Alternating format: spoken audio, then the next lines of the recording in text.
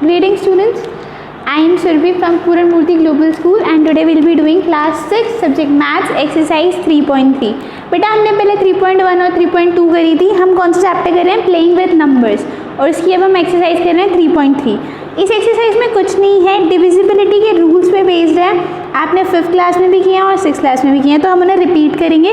So let's start. Okay, question number 1. क्या है question number 1? Question number 1 है using divisibility test determine which of the following numbers are divisible by 2, 3, 4, 5, 6, 8, 9, 10 and 11.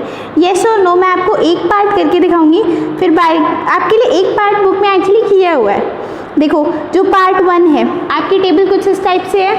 आपको number दिया हुआ है, उसके बाद दिया हुआ है डिविजिबल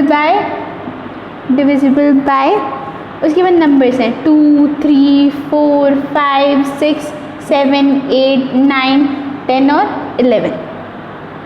उसके बाद आपके पास पहला नंबर है 128 जो आपकी बुक में दिया हुआ है.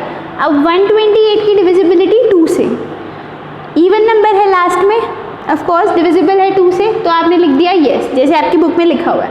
अब 3 से, 3 की डिविजिबिलिटी क्या होती है कि आप डिजिट्स का सम करते हो. 1 + 2 + 8, 9, 10 और 1 11 आ रहा सम ऑफ डिजिट्स. और 3 की डिविजिबिलिटी है कि अगर सम ऑफ डिजिट्स डिविजिबल होगा तो आपका नंबर डिविजिबल होगा. तो यहाँ पे क्या आ जाएगा? नो, क्योंकि 11 3 से डिविजिबल नहीं है. 4 की डिविजिबिलिटी क्या है? 4 की डिविजिबिलिटी में चेक करो, 2 से डिविजिबल है, मोस्ट प्रोबेबली 4 से भी डिविजिबल होगा, तो यस.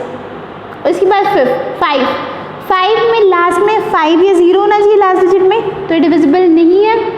अब 6 की डिविजिबिलिटी के लिए 2 से भी डिविजिबल होना चाहिए और 3 से भी.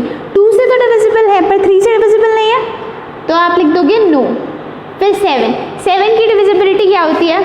जो आपकी लास्ट डिजिट है यानी कि 1st प्लेस की जो डिजिट है उसको बाकी डिजिट्स में से माइनस कर दो, मतलब 12 - 8 कितना आया? 4. क्या 4 7 से डिविजिबल है? नहीं, तो आप नो लिख दोगे. वैसे आपकी बुक में 7 की डिविजिबिलिटी दे नहीं रखी है. उसके बाद 8 से क्या होता है?